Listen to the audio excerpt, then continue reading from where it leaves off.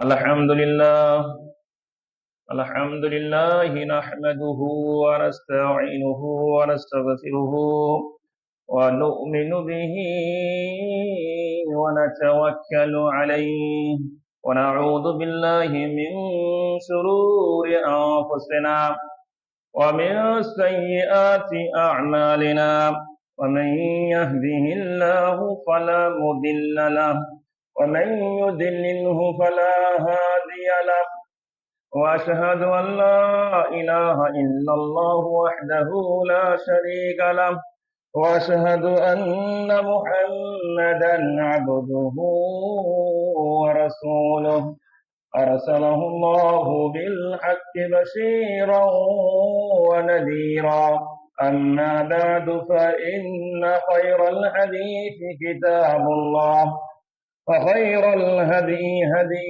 محمد صلى الله عليه وسلم وشر الأمور محدثاتها وكل محدثة بدعة وكل بدعة ضلالة وكل ضلالة في النار أعوذ بالله من الشيطان الرجيم بسم الله الرحمن الرحيم ذلك ومن يعظم شعائر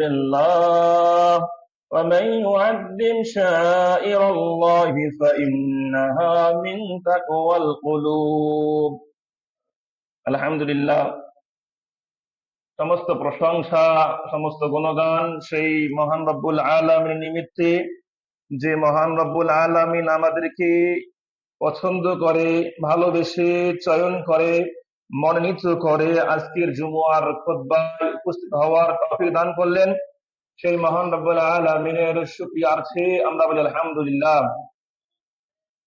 তৎসহি দরুদ এবং সালাম পাঠ করি আমাদের প্রিয় হাবিব সাইয়্যিদুল আম্বিয়া সাইয়্যিদুল হারামাইন মুহাম্মদ সাল্লাল্লাহু আলাইহি ওয়াসাল্লামের প্রতি, বলি সাল্লাল্লাহু আলাইহি ওয়াসাল্লাম।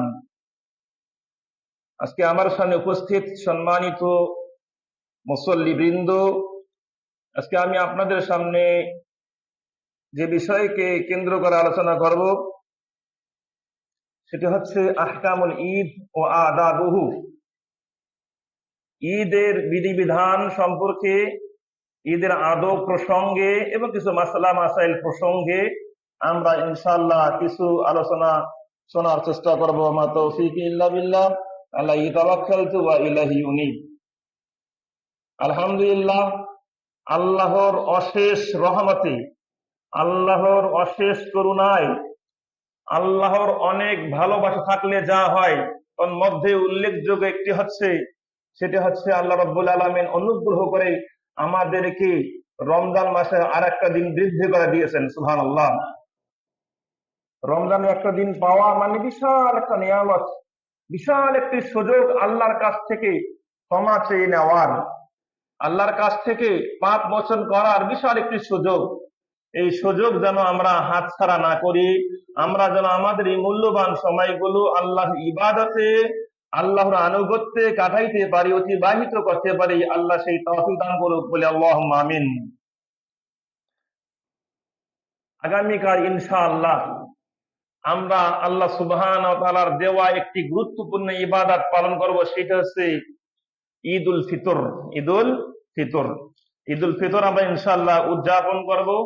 অবশ্যই সেটি যেন হয় কোরআন সুন্নাহ ভিত্তিক, যেভাবে আল্লাহ রাসূল সাল্লাল্লাহু আলাইহি সাল্লাম, সাহাবায়ে কেরাম, তাবেঈন, এনারা যেভাবে ঈদ উদযাপন করেছেন ঠিক সেভাবে আমরাও ঈদ উদযাপন করার চেষ্টা করব। আল্লাহ আমাদেরকে সেভাবে ঈদ পালন করার তৌফিক দান করুক, বলে আল্লাহুম্মা আমিন। ফাইনাল ঈদ, ঈদকে বলা হয়ে থাকে মিন খাসাইস হাযিল উম্মাহ, এই উম্মতের জন্য বিশেষ একটা কি ইবাদত, এই উম্মতের জন্য বিশেষ একটি ইবাদত। ওয়া মিন শাআইরিদ দ্বীন আয-যাহিরা, এবং প্রকাশ্য দ্বীনের যেগুলো সিম্বল রয়েছে, নিদর্শন রয়েছে, তন্মধ্যে ঈদটা হচ্ছে প্রকাশ্য ইবাদত সমূহের অন্তর্ভুক্ত।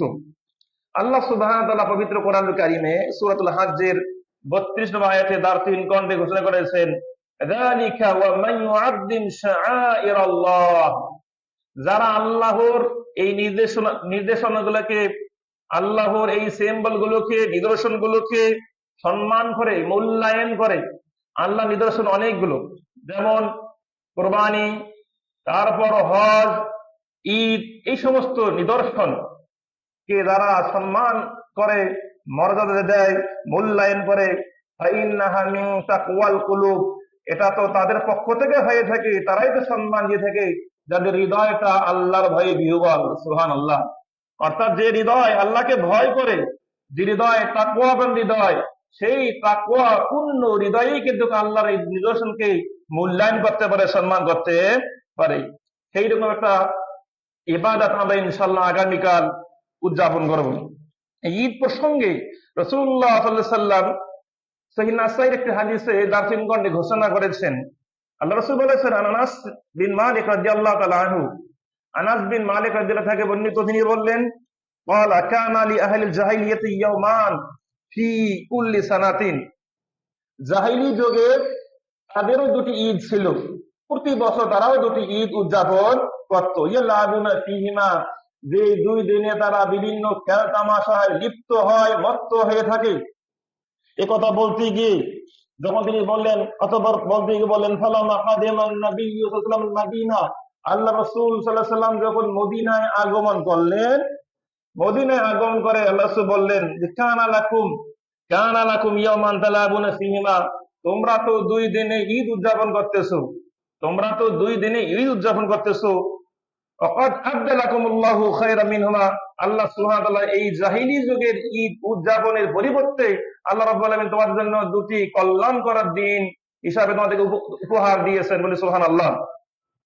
জাহিলি যুগে তারা ঈদ উদযাপন করত, এই ঈদকে পরিবর্তন করে আল্লাহ রাসূল সাল্লাল্লাহু আলাইহি ওয়াসাল্লাম তাদের জন্য দুটি ঈদ নিয়ে আসলেন। সেই দুটি ঈদ হচ্ছে ইয়াউমুল ফিতর ও ইয়াউমুল আযহা। একটা হচ্ছে ঈদুল ফিতর আর একটা হচ্ছে ঈদুল আযহা। সুতরাং বুঝতে পারলাম জাহিলি যুগের লোকেরাও ঈদ উদযাপন করত, তাদের ঈদ উদযাপন করা ভিন্ন ছিল। তারা বিভিন্ন খেলতামাশা, জুয়া, মদ নিয়ে সরাসরি করত। কিন্তু আমাদের কাছে যে ঈদটা এসেছে, ঈদুল ফিতর, ঈদুল আযহা, সেই ঈদুল ফিতর, ঈদুল আযহাও যদি আমরা জাহিলি যুগের মতো ঈদ উদযাপন করি, তাহলে কিন্তু অবশ্যই আমরা হারাম কাজে জড়িত হয়ে যাব। তাই আমাদেরকে অবশ্যই যেভাবে সাহাবে কেরাম, যেভাবে সালফে সালিহিন ঈদ উদযাপন করেছিলেন, ঠিক সেভাবে আমাদেরকে ঈদ উদযাপন করতে হবে। আল্লাহ আমাদের সেভাবে ঈদ উদযাপন করা তৌফিক দান করুক, বলি আল্লাহুম্মা আমিন। এখন কিছু পয়েন্টে কথা বলবো, ঈদের দিন আমাদের কি কি করণীয়। তোর মধ্যে একটা করণীয় হচ্ছে আত-তাদকির লিস-সালাতি, ঈদের সালাত দ্রুত গতিতে সম্পাদন করা। তাদকির লিস-সালাত, ঈদের সালাত দ্রুত গতিতে সম্পাদন করা। যেহেতু আল্লাহ রাব্বুল আলামিন বলেছেন ফাস্তাবিকুল খায়রাত, আল্লাহ বলেছেন তোমরা কল্যাণমূলক কাজ দ্রুত গতিতে সম্পাদন করো। এই বাক্যটি, এই আয়াতটাকে কেন্দ্র করে হাফেজ ইবনে হাজার আসকালী রাহিমাহুল্লাহ তিনি বললেন, ওয়া দাল্লুন আলা আন্নাহু লা ইয়ানবাগি ইশতিগাল ফি ইয়াউমিল ঈদ বিশাইইন গায়রা তাআহুব লিস-সালাত ওয়াল খুরুজ ইলাইহা। তিনি বলেছেন যারা ঈদ উদযাপন করবে তাদের উচিত নয় তারা অন্য কোনো কাজে ব্যস্ত থাকবে, অন্য কোনো কাজে ব্যস্ত থেকে ঈদকে পিছিয়ে পড়বে, দেরি করে পড়বে, এমনটা উচিত নয়। শুধুমাত্র ঈদের সালাতের জন্য প্রস্তুতি নেওয়ার জন্য যা প্রয়োজন এবং বের হওয়ার জন্য যেমন সময় প্রয়োজন, এটাকে সামনে রেখে ঈদুল ফিতর, ঈদুল আযহা এগুলোকে দ্রুত গতিতে সম্পাদন করা উচিত। যেহেতু আল্লাহ বলেছেন ফাস্তাবিকুল খায়রাত, এই কল্যাণমূলক কাজ তোমরা দ্রুত গতিতে সম্পাদন করো। তাই আমরা এই ঈদুল ফিতর, ঈদুল আযহা এটা দ্রুত গতিতে সম্পাদন করার চেষ্টা করব। আল্লাহ রাব্বুল আলামিন আমাদেরকে বোঝার তৌফিক দান করুক, বলি আল্লাহুম্মা আমিন। দ্বিতীয়ত, ঈদের দিন করণীয় আল-ইকতিসালু ক্বাবলা খুরুজ ইলা সালাহ, সালাতে বের হওয়ার আগে গোসল করা। সালাতে বের হওয়ার আগে গোসল করা, আলহামদুলিল্লাহ সবাই কি এই আমলটা করি। ফাকাদ সাবাতা আনি ইবনে উমর রাদিয়াল্লাহু আনহু, ইবনে উমর রাদিয়াল্লাহু আনহু থেকে বর্ণিত, কানা ইয়াকতাসিলু ইয়াউমুল ঈদ ক্বাবলা খুরুজিল মুসাল্লা, তিনি বললেন যে তিনি এবং আল্লাহ রাসূল সাল্লাল্লাহু আলাইহি ওয়াসাল্লাম সবাই ঈদগাহে যাওয়ার আগে গোসল করে ঈদগাহে যেতেন। ওয়া যাকারা আন-নাওয়াবী রাহিমাহুল্লাহ ইত্তিফাকাল উলামা আলা ইস্তিহবাব ইকতিসাল লিসালাতি ঈদ, সমগ্র উলামায়ে কেরাম এই বিষয়ে একমত যে ঈদের নামাজের আগে গোসল করা মুস্তাহাব, তবে ফরজ নয়, ফরজ মুস্তাহাব। গোসল করে ঈদগাহে যাওয়া ভালো এবং সওয়াবের। তবে কেউ যদি কোনো কারণে গোসল না করে যায় তার গুনাহ হবে না, তবে গোসল করে যাওয়া উত্তম সওয়াবের কাজ। তৃতীয়ত, তাজুল আকলে ক্বাবলা সালাতুল ফিতরে ওয়া তাখিরি ইলা মা বাদা সালাতুল ঈদ। আমরা সকলে এই বিধানটাও জানি, আমরা যখন ঈদুল ফিতরে যাব তখন কিছু খেয়ে যাব, আর ঈদুল আজহায় যখন যাব কিছু না খেয়ে যাব। এটা মুস্তাহাব একটি কি আমল। আন বুরাইদা বিন হুসাইব আল আসলামি রাদিয়াল্লাহু আনহু ক্বালা কানা লা ইয়াখরুজু ইলা ফিতর হাত্তা ইয়াকুলা। তিনি বললেন যে রাসূলুল্লাহ সাল্লাল্লাহু আলাইহি ওয়াসাল্লাম ঈদুল ফিতরে না খেয়ে ঈদগাহে যেতেন না, মানে খেয়ে ঈদগাহে যেতেন। ওয়া কানা লা ইয়াকুলু ইয়াউমান নাহার হাত্তা ইয়ারজিআ, এবং ঈদুল আজহার দিনে রাসূলুল্লাহ সাল্লাল্লাহু আলাইহি ওয়াসাল্লাম না খেয়ে ঈদগাহে যেতেন, ঈদগাহ থেকে ফিরে এসে আল্লাহ রাসূল খেতেন। তাহলে মুস্তাহাব একটি আমল হচ্ছে ঈদুল ফিতরে আমরা কিছু খেয়ে যাব, আর ঈদুল আজহায় না খেয়ে যাব। চতুর্থ আরেকটি আমল, এটা আমরা সকলে করার চেষ্টা করি, যেমন আয-যিহাবু ইলা মুসাল্লি ঈদ মাশিয়ান ইন তায়াসসারা। আমাদেরকে এই আমলটুকু করা উচিত। সেটা কি? সেটি হচ্ছে ঈদের মাঠে আমরা পারতপক্ষে চেষ্টা করব হেঁটে হেঁটে ঈদগাহে যাওয়া। আমাদের যানবাহন আছে, অনেকের যানবাহন ত্যাগ করে সম্ভবপর আমরা হেঁটে হেঁটে ঈদগাহে যাওয়ার চেষ্টা করব। এটা হচ্ছে সুন্নাহ মুস্তাহাব একটি আমল।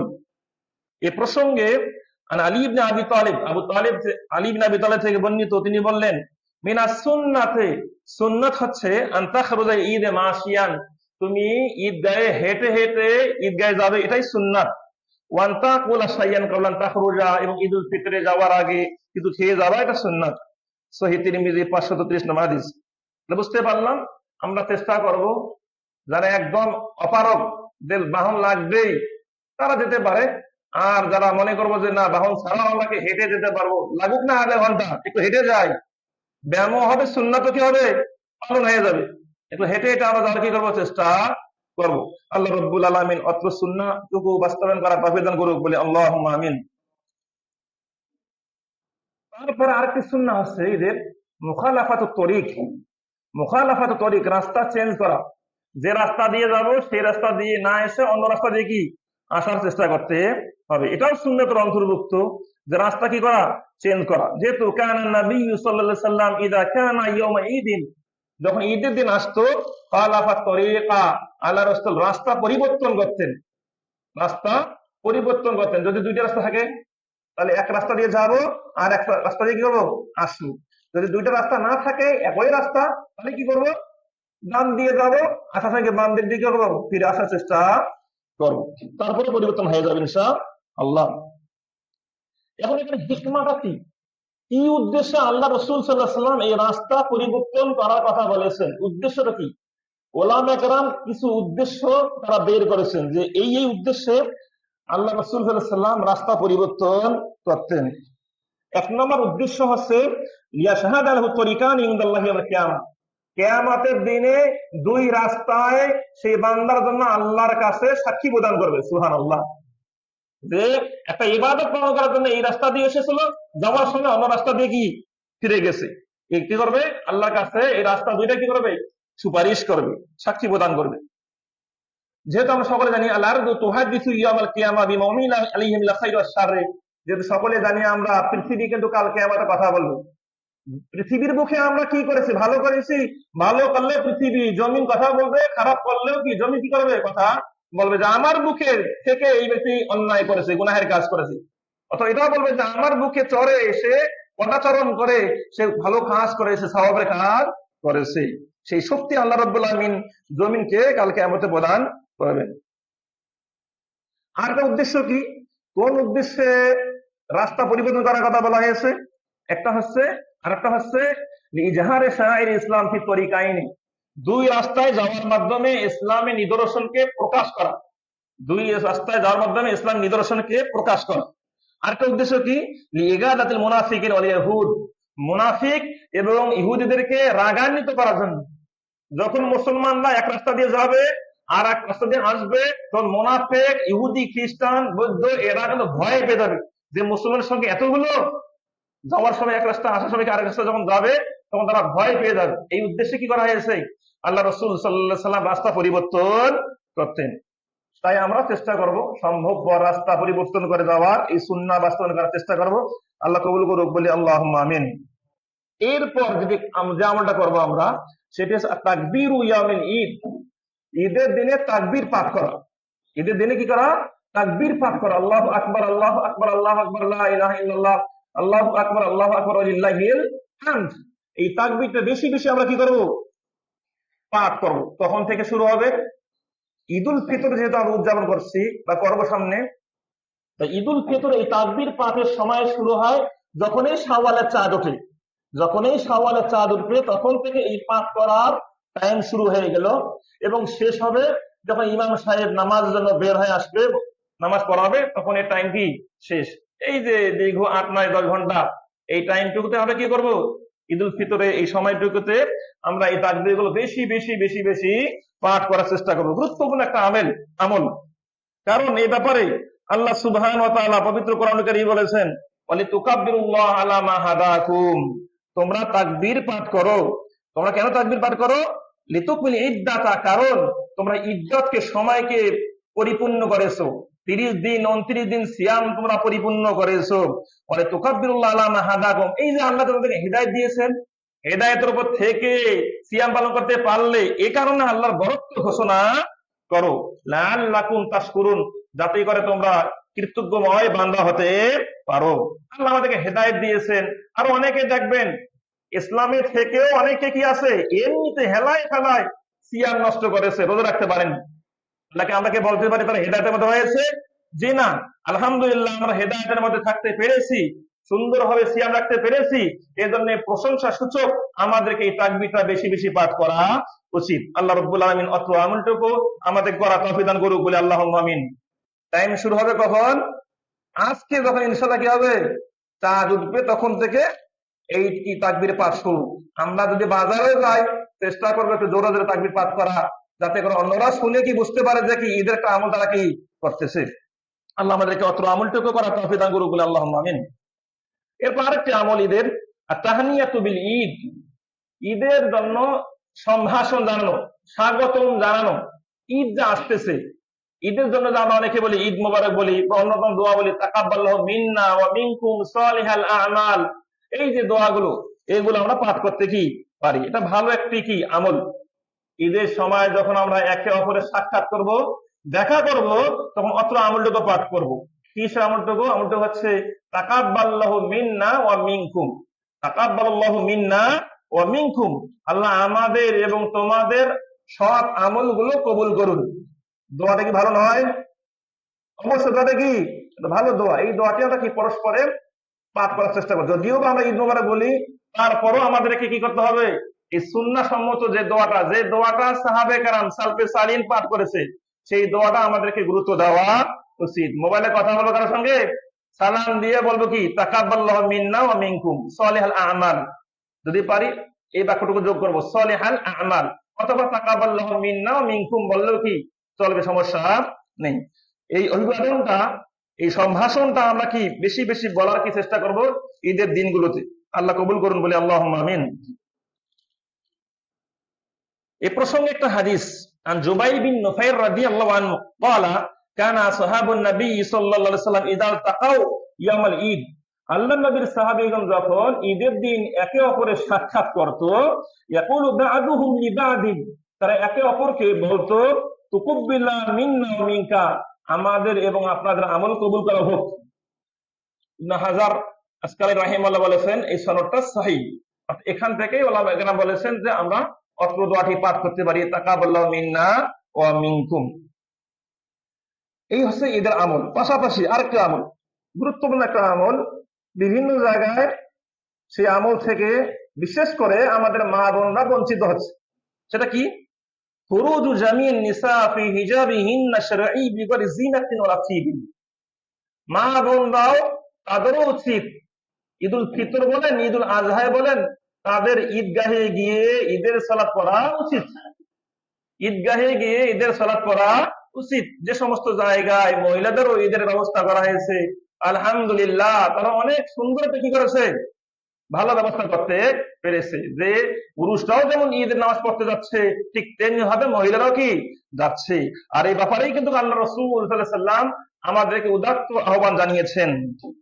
তবে শর্ত কি, মহিলারা যখন ঈদগাহে যাবে অবশ্যই শারঈ পর্দা, মানে শরীয়ত সম্মত পর্দা, যেভাবে পর্দা করে রসুলের বিবিগণ বের হয়েছিলেন, সাহাবাগণ বের হয়েছিলেন, তাবিগণ বের হয়েছিলেন, সেইভাবেই কিন্তু বের হতে, পরিপূর্ণ পর্দা, একদম হাত পা মুখ টুক ঢেকে একদম ঈদগাহে যেতে হবে। তা না হলে সওয়াব অর্জন করতে গিয়ে আপনি মানুষকে গোনায় ফেলে দেবেন। আপনাকে দেখে যে গোনা হবে, এই গুনাহ কে নেবে? আপনাকে দেখে 1,00,000 গুনাহ হলে এই 1,00,000 গুনাহ আপনার আমলনামায় যোগ হবে। সুতরাং সাবধান, একদম মুখ টুক ভালো করে ঢেকে পর্দা পশিদা করে সুন্দরভাবে আমরা ঈদগাহে বলেন, জুম্মায় বলেন, আমরা যাওয়ার চেষ্টা করব। রাসূলুল্লাহ সাল্লাল্লাহু আলাইহি ওয়াসাল্লামের একটি বিশ্ববিখ্যাত হাদিস, আন উম্মি আতিয়া রাদিয়াল্লাহু আনহা, উম্মে আতিয়া রাদিয়াল্লাহু আনহা থেকে বর্ণিত, করা, তিনি বললেন, আমারানা রাসূলুল্লাহ সাল্লাল্লাহু আলাইহি ওয়াসাল্লাম, তিনি বললেন আল্লাহ রাসূল আমাদেরকে আদেশ করেছেন। কি আদেশ করেছেন?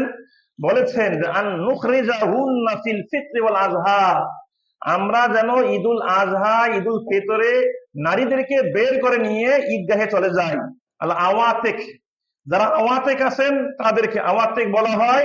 আল মারআতু শাবাতু গায়রুল মুতাজাওয়াজাতি, যুবতী মেয়ে, যুবতী মেয়ে, যে মেয়ের এখনো বিয়ে হয়নি, এই মেয়েকে সহকারে যেন আমরা কি ঈদগাহে চলে যাই। আর কাকে নিয়ে? ওয়াল হুইয়াবা, যে মেয়ের মিন্স শুরু হয়ে গেছে, হাইজ শুরু হয়েছে, সেই মেয়েকে নিয়েও যেন, সেই মহিলাকে নিয়েও যেন কি ঈদগাহে যাই। আর কাকে? ওয়াদাওয়াতিল খুদুর, জাওয়াতিল খুদুর বলা হয়ে থাকে, যে মেয়েরা, যে মহিলারা বাড়িকে ধারণ করেছে, বাড়ি থেকে সহজে বের হয় না, যে মহিলা বাড়ি থেকে সহজে বের হয় না, সেই মহিলাদেরকে নিয়েও যেন কি আমরা ঈদগাহে চলে যাই। তো কাকে কাকে? উম্মে আতিয়া রাদিয়াল্লাহু আনহা বলতেছেন, যে সমস্ত মহিলারা যুবতী, বিয়ে হয়নি, যে সমস্ত মহিলারা বাড়িকে লাজেম করে নিয়েছে, বাড়ি থেকে সহজে বের হয় না, যে সমস্ত মহিলারা হাইজ প্রাপ্ত, এদের সবাইকে নিয়ে যেন আমরা ঈদগাহে চলে যাই। গুরুত্বপূর্ণ একটা কি সুন্নাহ, একটি আমল, ইবাদত। এই আমলটা অনেক জায়গায় মিস হচ্ছে। আল্লাহ সেই সমস্ত জায়গায় নামাজের সুব্যবস্থা করার তৌফিক দান করুক, বলি আল্লাহুম্মা আমিন। এখন কথা হচ্ছে, হাইয়েজালা মহিলারা ঈদগাহে যে করবে দেখেন, ওরা নামাজ পড়তে পারবে না। বলা হচ্ছে ফাইনা হুইয়াদা ইয়াতাজিলনা সালাতা, হাইয়েজালা মহিলারা সালাতের স্থান থেকে একটু দূরে থাকবে, একটু দূরে থাকবে। ওয়া ইয়াশহাদনাল খায়রা, তারা কল্যাণমূলক কাজে উপস্থিত থাকবে। ওয়া দাওয়াতুল মুসলিমিন, মুসলমানদের দাওয়াতে শরীক হবে, মুসলমানদের দোয়ায় শরীক হবে। ইমাম সাহেব যে খুতবায় দোয়া করে, এই দোয়া তারা কি করবে? আমিন আমিন বলবে। তারপরে তারাও যেন কি যায়, এতটাই গুরুত্ব দেওয়া হয়েছে হাদিসের মধ্যে। কিন্তু এই অত্র আমলটুকু অনেক জায়গায় মিস হচ্ছে। আল্লাহ সুবহানাল্লাহ তাদের ঈদগাহের ব্যবস্থা করুক, বলি আল্লাহুম্মা আমিন। মহিলাও যেন কি পুরুষের সঙ্গে তারাও ঈদগাহে যেতে পারে, এই সুন্নাহ বাস্তবায়ন করার তৌফিক দান করুক, বলি আল্লাহুম্মা আমিন। হাদিসটি সহিহ মুসলিম 883 নম্বর হাদিস। এখন আরো কিছু পাশাপাশি ঈদের হুকুম আহকাম আসবে, সেটা হচ্ছে আহকামুস সালাতের ঈদ।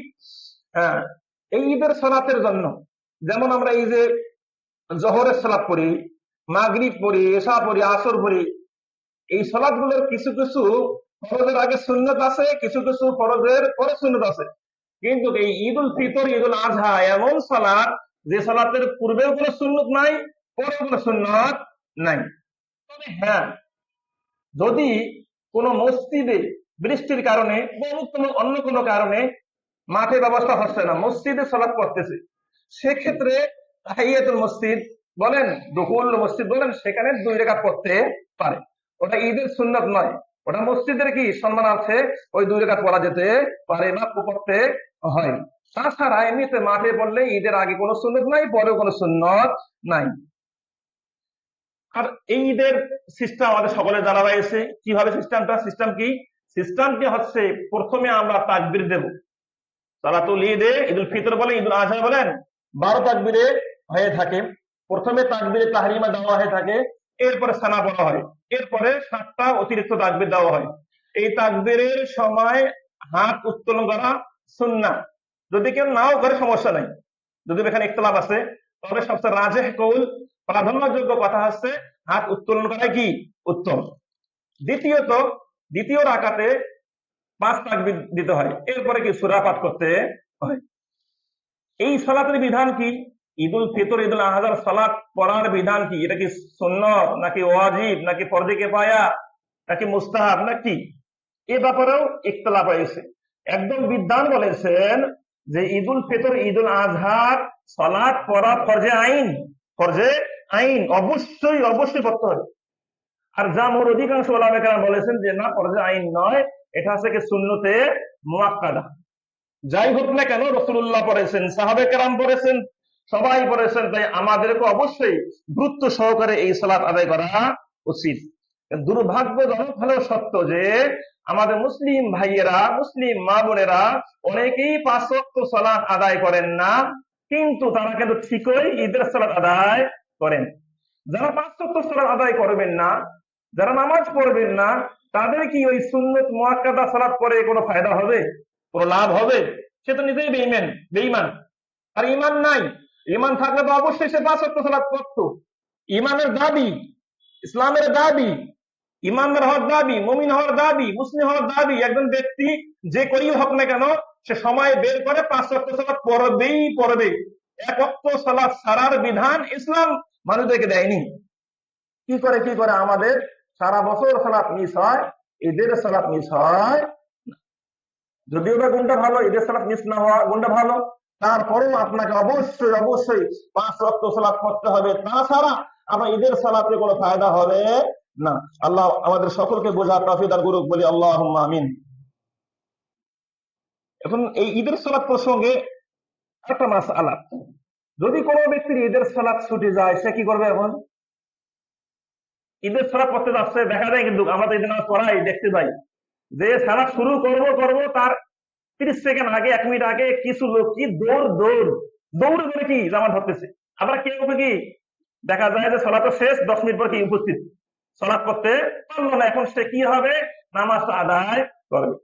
হ্যাঁ, তার জন্য মুস্তাহাব হচ্ছে, তার যেহেতু সালাত ছুটে গেছে, সে পরবর্তীতে ঈদগাহে হোক অথবা ঈদগাহে সুযোগ না হলে বাড়িতে কি করবে? ঈদের নামাজ যেভাবে পড়ে ঠিক সেভাবে পড়ার চেষ্টা করবে। অথবা সেই ব্যক্তি তার পরিবারের লোক যদি থাকে বাসায় তাদেরকে নিয়ে কি করবে? ঈদের সালাত জামাতে পড়ার চেষ্টা করবে। তবে সেখানে কোনো খুতবা নাই, সেখানে কোনো খুতবা চলবে না।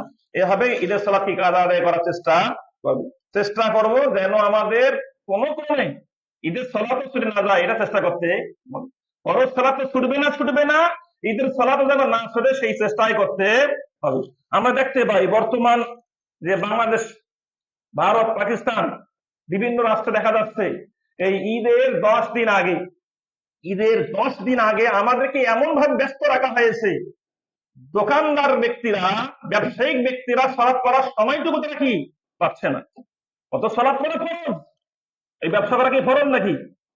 কিছু সময় বন্ধ করা কি যায় না? অবশ্যই যায়, কিন্তু তারা করবে না। তারা একদম নামাজ কালাম সব বাদ দিয়ে কি করবে? ব্যবসা বাণিজ্য করবে। এই যে শেষ 10 দিন আমাদেরকে ব্যবসা বাণিজ্যে ব্যস্ত রেখেছে, এটা শয়তানি চক্রান্ত। যেখানে রাসূলুল্লাহ সাল্লাল্লাহু আলাইহি ওয়াসাল্লাম কানা ইস্তাহিদু ফি আসল আওয়াকির মা লা ইস্তাহিদু ফি গায়রিহি, আল্লাহ রাসূল আমাদেরকে শিক্ষা দিয়েছেন যে আমরা শেষ দশকে কঠিন ভাবে ইবাদতে পরিশ্রম করব, কঠিন ভাবে ইবাদত করব, অনেক সময় ব্যয় করবো ইবাদতে। আমাকে ক্ষমা চেয়ে নিতেই হবে আল্লাহর কাছ থেকে, এইভাবে আপনাকে আমাকে ইবাদত করতে হবে, তা না হলে কঠিন অবস্থা খারাপ। কারণ আল্লাহ রাসূল বলেছেন রগে মান ফুরজুল, ওই ব্যক্তি ভুলন্টিত হোক, ওই ব্যক্তি ধ্বংস হোক যে ব্যক্তি রমজান পেল, রমজান তথাকথিত দিনের ন্যায় চলে গেল, সে আল্লাহর কাছ থেকে ক্ষমা চেয়ে নিতে পারলো না, সে ধ্বংস হোক। আমরা কে চাই যে ধ্বংস হতে? চাই না। এই রমজান এসেছে আমাদেরকে ক্ষমা করার জন্য, আমাদেরকে নিষ্পাপ বানানোর জন্য, আমাদেরকে ইনোসেন্ট বানানোর জন্য। আমরা আগেও যখন খারাপ কাজ করেছিলাম, এখনো সেই খারাপ কাজ কন্টিনিউ করতেই আছি। কোনো পরিবর্তন নাই। এই রমজান যদি আমাদেরকে পরিবর্তন করতে না পারে, তাহলে কিসে আমাদেরকে পরিবর্তন করবে? কিসে আমাদেরকে পরিবর্তন করবে যে আমাদেরকে বেশি আমল করতে হবে, ভালো আমল করতে হবে? সুতরাং অবশ্যই অবশ্যই আমাদেরকে শেষ দিনগুলো বেশি বেশি, আর তো সময় নাই। আর আজকে কয় ঘন্টা আছে? এখন বাঁচতেছে আমাদের এখানে 1টা, ইফতার করবো 6টায়, আর মাত্র 5 ঘন্টা আছে। এই 5 ঘন্টায় হতে পারে আমাদের জীবনের শেষ রমজান, হতে পারে, এটাও হতে পারে। তাই আমাদেরকে এই সময়গুলোকে মূল্যায়ন করতে হবে। আল্লাহ আমাদের সকলকে ক্ষমা করুন, বলি আল্লাহুম্মা আমিন। আল্লাহর কাছ থেকে ক্ষমা চেয়ে নিতেই হবে, যে করে হোক না কেন, যত টাকা ব্যয় করে হোক না কেন, যত দান সদকা করে হোক না কেন, যত ইবাদত করে হোক না কেন, আপনাকে আমাকে এই মাসে আল্লাহর কাছ থেকে ক্ষমা চেয়ে নিতেই হবে, এর বিকল্প কোনো পথ নেই। আল্লাহ আমাদের সকলকে বোঝার তৌফিক দান করুক, বলি আল্লাহুম্মা আমিন। এই যে ঈদের আলোচনা করছিলাম, ঈদের আলোচনা করেছিলাম, আমরা ঈদ কিভাবে উদযাপন করব, কিভাবে পালন করব, কি কি বিধান পালন করব, তন্মধ্যে আলোচনা করতে গিয়ে আরো কিছু কথা বলতে হয়। যেমন আমরা ঈদ উল ফিতর বলেন, ঈদ উল আজহা বলেন, এগুলো পালন করব। অবশ্যই একজন মুসলমান এই দিনগুলোতে কবিরা গুনাহ পরিত্যাগ করবে। লিয়াহদার মুসলিম মিম্মা ইউরতাকাবু ফি আইয়ামি আয়াত, এই দিনগুলোতে যে হারাম কাজ করা হয়, অবশ্যই হারাম কাজ পরিহার করতে হবে, বিশেষ করে মিন তাবযীরিন ইসরাফিন। আমাদের এই দিনগুলোতে অনেকে অপচয় করি, টাকা পয়সা অপচয়, খানা দানায় অপচয়, সময়ে অপচয়, বিভিন্ন ধরনের অপচয় করে থাকি। এই অপচয় করা কবিরা গুনাহ, এই কবিরা গুনাহ অবশ্যই বর্জন করতে হবে।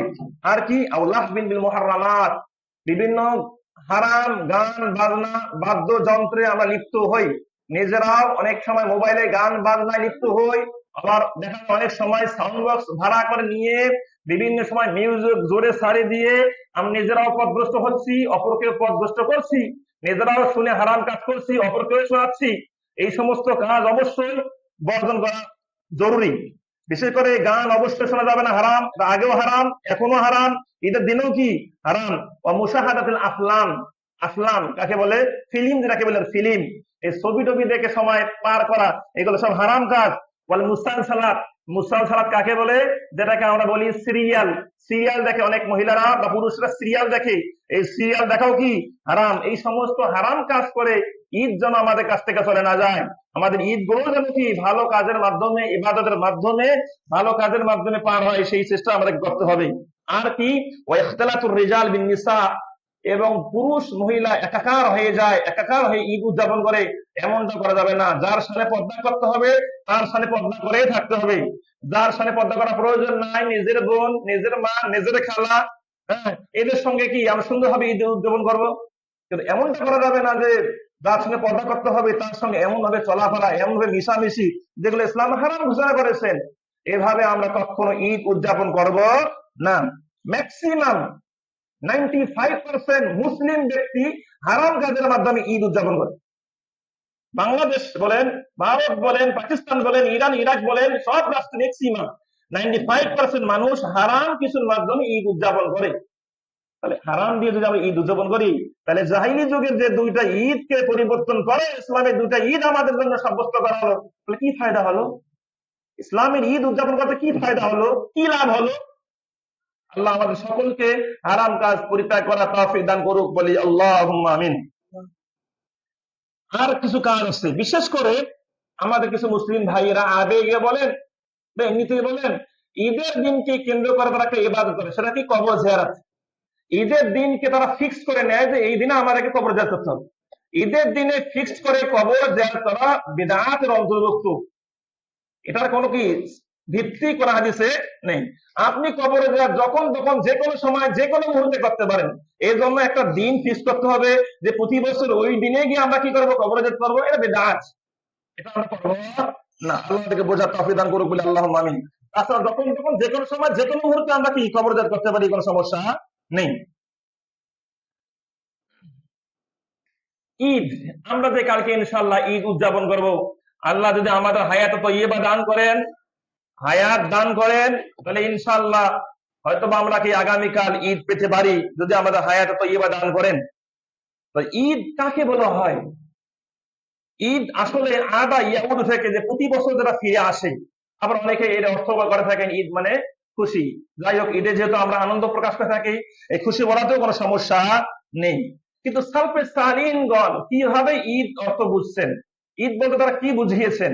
যেমন হাসান বাসার রাহিমাহুল্লাহ, বিখ্যাত একজন তাবি, বিখ্যাত একজন তাবি হাসান বাসারি রাহিমাহুল্লাহ, তিনি বললেন, কুল্লু ইয়াউমিন লা ইউসাল্লাহু ফিহি ফাহুয়া ঈদুন। প্রত্যেক ওই দিন, ভালো করে শোনেন, প্রত্যেক ওই দিন যে দিনে একজন বান্দা কোনো গুনাহ করে না, সেই দিনটাই হচ্ছে সেই বান্দার জন্য ঈদ। সুবহানাল্লাহ। প্রত্যেক ওই দিন, যে দিনে বান্দা কোনো গুনাহ করে না, কোনো পাপ করে না, কোনো আল্লাহ অবাধ্য হয় না, সেই দিনটা হচ্ছে বান্দার জন্য ঈদের দিন। সুবহানাল্লাহ। কোনোদিন আমার গুনাহ থাকবে না, এর সে খুশির সংবাদ আর কি হতে পারে, এর সে আনন্দ সংবাদ আর কি হতে পারে। এভাবে আমাদেরকে চেষ্টা করতে হবে গুনাহমুক্ত দিন অতিবাহিত করার। তিনি আরো বলেছেন, কুল্লু ইয়াউমিন ইয়াকতাউহুল মুমিনু ফি তাআতি মাওলাহু ফি যিকরিহি ওয়া শুকরিহি ফাহুয়াল ঈদ। প্রত্যেক ওই দিন, যেদিনে একজন বান্দা আল্লাহর ইবাদতে, আল্লাহর যিকির আজকারে, আল্লাহর শুকরিয়া করণার্থে সে তার দিনকে অতিবাহিত করে, সেটাই হচ্ছে তার জন্য ঈদের দিন। সুবহানাল্লাহ। তাই আমরা অবশ্যই একজন মুসলিম হিসেবে যেমন গুনাহের কাজ পরিত্যাগ করব, ঠিক তেমনি ভাবে সে দিনটা ইবাদতের মাধ্যমে কাটানোর চেষ্টা করব। আল্লাহ আমাদেরকে বোঝার তৌফিক দান করুক, বলি আল্লাহুম্মা আমিন। ঈদের দিন বিশেষ করে গুরুত্বপূর্ণ একটা ইবাদত দিন, সেটা হচ্ছে কি, সেটা হচ্ছে আত্মীয়তার সম্পর্ক বজায় রাখা। অনেক সময় নানান কাজ, ব্যস্ততা, ব্যবসা বাণিজ্য, চাকরি, দোকানপাটের কারণে আমরা আত্মীয়তার সম্পর্ক বজায় রাখতে পারি না। আমার ফুপির বাসা, আমার খালার বাসা, আমার নানার বাসা, আমার ভাইয়ের বাসা, চাচার বাসা যাইতে পারি না। তাদের বাসায় যাব, শরীয়তের পর্দা মেনটেন করে তাদের সঙ্গে দেখা সাক্ষাৎ করবো, তাদের খোঁজ খবর নেব, হাদিয়া প্রদান করব, আদান প্রদান করব, ভালোবাসা এক্সচেঞ্জ করব। এভাবে আমাদেরকে ঈদ উদযাপন করার চেষ্টা করতে হবে। কারণ আল্লাহ রাসূল বলেছেন, লা ইয়াদখুলুল জান্নাতা কাত্তা, যারা আত্মীয়তার সম্পর্ক নষ্ট করে তারা জান্নাতে প্রবেশ করবে না। তাই ঈদ একটা সুবর্ণ সুযোগ, যে দিনে আমরা আত্মীয়তার সম্পর্ক বজায় রাখতে পারি। আল্লাহ তো আমলটুকু গুরুত্ব সহকারে করার তৌফিক দান করুক, বলি আল্লাহুম্মা আমিন। ঈদ কাদের জন্য একথা বলতে গিয়ে হাফেজ ইবনে রাজাব হাম্বলি রাহিমাহুল্লাহ, বিখ্যাত ইমাম, তিনি বুখারী শরীফের ব্যাখ্যাকার হাফেজ ইবনে রাজাব হাম্বলি রাহিমাহুল্লাহ, তিনি বলেছেন, লাইসাল ঈদ লিমান লাবিসাল জাদীদ। ঈদ তো তাদের জন্য নয় যারা নতুন পোশাক পরিধান করে, তাদের জন্য ঈদ নয়। ইন্নামাল ঈদু লিমান তুআতুহু তাজিদ। ঈদ হচ্ছে তাদের জন্য, ঈদ উৎসবটি হচ্ছে তাদের জন্য যাদের ভালো কাজ বৃদ্ধি পায়। সুবহানাল্লাহ। যাদের ভালো কাজ, নেক কাজ, সৎ আমল বৃদ্ধি পায়, তাদের জন্ম হচ্ছে ঈদ। অর্থাৎ রমজান মাসে ইবাদতের চর্চা করলাম, ইবাদতের চর্চা করে ঈদের দিনও বা এর পরবর্তী দিনে যদি আমাদের ভালো আমল বৃদ্ধি পায়, আমলের যদি কি পরিবর্তন হয়, উন্নতি হয়, বুঝতে হবে আমাদের জন্য ঈদ। আর ঈদ আসার পরেও যদি দেখা যায় যে আমরা যে আগে ভালো কাজ করতাম সে আমল কমে গেছে, আমল নাই, মেইন কাজগুলো নাই, ফরজ ইবাদত গুলো নাই, যদি এমনটা হয়ে থাকে, আমাদের জন্য ঈদ নয়। অনেক ভাইয়েরা লজ্জাবোধ করে যে পুরাতন কাপড় পরে, ময়লা কাপড় পরে, অমুক অমুক কাপড় পরে, নতুন কাপড় নাই, এভাবে কি হবে আমি ঈদগাহে যাই, খুব লজ্জা পায়। কিন্তু সেই ভাই যে নামাজ পড়ে না, এতে কোনো লজ্জা নাই। সেই ভাই যে রমের সিয়াম রাখে নাই, এতে তার কোনো লজ্জা হয় না। আসল লজ্জা তো সেখানে হওয়া দরকার ছিল, যে আমার জীবন থেকে এক ওয়াক্ত সালাত ছুটবে, মানে আমার জীবন থেকে এক ওয়াক্ত সালাত যেন কখনো না ছুটে যায়, সেই ক্ষেত্রে আপনাকে আমাকে লজ্জা করতে হতে হবে, সেই ক্ষেত্রে আপনাকে আমাকে লজ্জা করতে হবে। তা না করে মামুলি বিষয়ে, সাধারণ বিষয়ে লজ্জাবোধ করি। আল্লাহ আমাদেরকে হেদায়েত দান করুক, বলে আল্লাহুম্মা আমিন। এই যে রমজান মাসে যারা বিভিন্ন হারাম কাজের সঙ্গে জড়িত ছিলেন, যারা হারাম ব্যবসা করেছিলেন, বিড়ি, সিগারেট, তামাক, জর্দা, গোল, আলাপাতা, চুয়ানি, এই সমস্ত হারাম ব্যবসা করেছেন, হারাম খেয়েছেন, যদি রমজান মাসে তারা এই হারাম পরিত্যাগ করতে না পারে, তাহলে কোন মাসে তারা পরিবর্তন করবে, কোন মাসে তারা এগুলো ত্যাগ করবে? আর তো উত্তম তেমন কোনো মাস নেই। রমজান মাস যেমন উত্তম, যেমন গুরুত্বপূর্ণ। দুঃখ লাগে এই মাসেও আমার পেছনে, আমার গাড়িতে, আমার মোটরসাইকেলে, আমার সাইকেলে হারাম দ্রব্য নিয়ে এক স্থান থেকে আরেক স্থানে যাচ্ছি। লজ্জা হয় না? লজ্জা হয় না?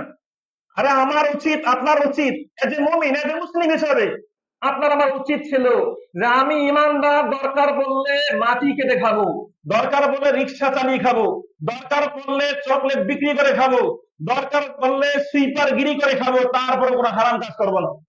এমন ত্যাগ, এমন চিন্তা, এমন চেতনা আমাদের প্রত্যেকের থাকা উচিত ছিল। তা না করে আগেও হারাম কাজ করছিলাম, আগেও হারাম খাচ্ছিলাম, এখনো খাই।